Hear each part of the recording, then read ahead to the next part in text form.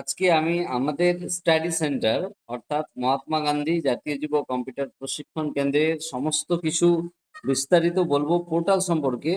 এবং এই ভিডিওটা বিশেষভাবে কাজে আসবে যারা ফ্র্যাঞ্চাইজি চালাচ্ছে বা কম্পিউটার সম্পর্কে জানে, তাদের এক্সট্রা বা একটা অতিরিক্ত জ্ঞান হবে আজকে আমাদের পোর্টাল সম্পর্কে। প্রত্যেকটা কম্পিউটার সেন্টারে নিজস্ব নিজের পোর্টাল থাকে, সেই পোর্টাল কিভাবে পরিচালিত হয়, কি কি অপশন আছে, সমস্ত কিছুই নিয়ে আজকে আমাদের এই ভিডিও।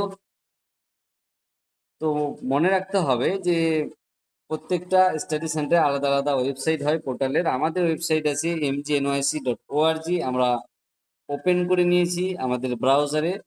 প্রথমেই নাম দেখাচ্ছে, সেন্টারের নাম মহাত্মা গান্ধী জাতীয় যুব কেন্দ্র। তার সঙ্গে নিচে স্লাইডার ইমেজ আছে এবং কিছু সেন্টার সম্পর্কে, তার সঙ্গে লেটেস্ট এনরোলমেন্ট স্টুডেন্ট যেগুলো লাস্ট ভর্তি হয়েছে সেই জিনিসগুলো আছে। তার সঙ্গে আছে সাকসেসফুল ক্যান্ডিডেট, যারা সফলভাবে পাস করে বেরিয়ে গেছে তাদেরটা আছে। তার সঙ্গে এখানে রেজিস্ট্রেশন সার্টিফিকেট ভেরিফিকেশন আছে, admit verification, certificate verification, result verification, study centre log in ও সাজেস্ট বক্স। প্রথমে আমরা যদি দেখি রেজিস্ট্রেশন ভেরিফিকেশন, এই অপশানে ক্লিক করলে আমাদের বা মহাত্মা গান্ধী যতগুলো ফ্র্যাঞ্চাইজি আছে সেখানকার যে সমস্ত স্টুডেন্ট রেজিস্ট্রেশন হয়েছে তাদের রেজিস্ট্রেশন নাম্বার দিয়ে ক্লিক করে যদি সার্চ হেয়ার করি এখানে নাম্বার দিয়ে, তাহলে কিন্তু তাদের ডিটেলস আসবে এবং তারা খুব সহজেই চেক করে নিতে পারবে তাদের রেজিস্ট্রেশন করা আছে কি না। তাহলে এটা গেল প্রথম। এবারে এডমিট ভেরিফিকেশন, সার্টিফিকেট ভেরিফিকেশন, যখন কেউ সার্টিফিকেট পেয়ে যাবে কম্পিউটার সেন্টার থেকে তখন তার সার্টিফিকেটটা কিন্তু চেক করতে পারবে এখান থেকে সার্টিফিকেট ভেরিফিকেশনের মাধ্যমে। তা আমরা স্টাডি সেন্টার লগ ইনে যাবো, যেহেতু আমি ভিতরের পোর্টালটা দেখাবো। ইউজার নেম অ্যান্ড পাসওয়ার্ড চাইছে, আমরা দিয়ে লগ ইনে ক্লিক করে নিয়েছি। ক্লিক করার পর আমরা ড্যাশবোর্ডে চলে আসবো। প্রথমেই আমরা ড্যাশবোর্ডে চলে এসেছি। এখানে ড্যাশবোর্ড থেকে প্রোফাইল একবার ক্লিক করলাম। আমাদের ড্যাশবোর্ডে প্রথমেই আছে, আমি একটু দেখানোর চেষ্টা করব। প্রথমে অ্যাপ্লাই স্টুডেন্ট আছে, এইটা কতজন অ্যাপ্লাই করেছে, তার সঙ্গে রেজিস্টার্ড স্টুডেন্ট, ভেরিফাই স্টুডেন্ট, আর টোটাল ব্যালেন্স কত আছে আমার ওয়ালেটে, আমাদের সিস্টেমে, এই সমস্ত কিছুই এখানে দেখানো যাচ্ছে। এবারে আমরা দেখে নেব অ্যাপ্লাই স্টুডেন্টে কতজনের নাম আছে। আমরা এটাতে একবার ক্লিক করে নেব, দেখা যাক। আমরা অ্যাপ্লাই স্টুডেন্টে ক্লিক করে দেখছি পাঁচ জনের নাম আছে আমাদের। আমরা পাঁচ জনের লেটেস্ট এগুলো অ্যাপ্লাই করে রেখেছি। আরও আছে অনেকগুলা অনলাইন তোলা এখনো বাকি, যেটা অ্যাপ্লাই স্টুডেন্টের। আমরা একটু ব্যাক করে নেব। রেজিস্টার্ড স্টুডেন্ট 0, এটা তখনই হয় যখন অ্যাপ্লাই থেকে কোনো স্টুডেন্টকে ভেরিফাই করা হয়, তখন সেটা রেজিস্টার্ড স্টুডেন্টে হয়ে যায়।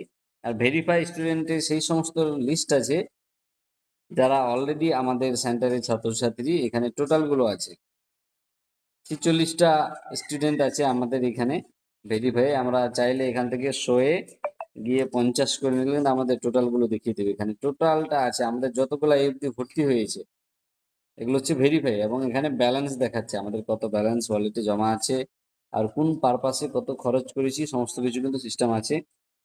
তার সঙ্গে আমরা এখান থেকে যে সাইডে যদি অপশনগুলো দেখি, এখান থেকে আমরা যেটা স্টুডেন্টকে এডমিশন করাতে পারবো, রেজাল্ট তৈরি করতে পারবো, আমরা এখান থেকে এডমিট জেনারেট করতে পারবো, টিচারকে নিয়োগ করাতে পারবো, অ্যাড করাতে পারবো, স্টাডি মেটেরিয়ালস, কারো পড়াশোনার ক্ষেত্রে কোনো কিছু দরকার লাগলে সেটা করতে পারবো, আমরা প্রিন্ট করতে পারবো, আমরা পেমেন্ট করব, এবং আমরা শেষে রিপোর্ট, আর তার সঙ্গে সর্বশেষে লগ আউট অপশন রয়েছে। আমাদের সেন্টারের নাম রয়েছে নিচের দিকে, আমি একটু দেখানোর চেষ্টা করছি। আমাদের সেন্টারের নাম রয়েছে, কোড রয়েছে এবং এখানে লোগো রয়েছে। যাই হোক, ভর্তি করার সিস্টেম আমরা যদি দেখি, স্টুডেন্টে একবার ক্লিক করব। এখান থেকে অনেকগুলা অপশন আছে।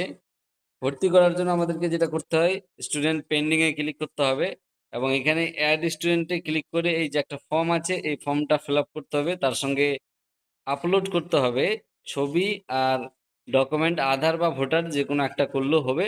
এই সমস্ত কিছু ডকুমেন্ট দিয়ে কিন্তু আমরা স্টুডেন্টকে আমাদের পোর্টালের মধ্যে অ্যাড করতে পারবো। তারপরের যে প্রসেস, সেই প্রসেস হলো অ্যাড করার পর ভেরিফিকেশন প্রসেস করতে হবে, ভেরিফাই করতে হবে। এই প্রসেসগুলো কিন্তু রয়েছে পরবর্তীতে। এই প্রসেসগুলো আমাদেরকে পরে কমপ্লিট করতে হবে, ভেরিফিকেশনের প্রসেসগুলোকে। যাই হোক, আজকে যে আলোচনা ছিল সেটা আশা করি বোঝা গেছে।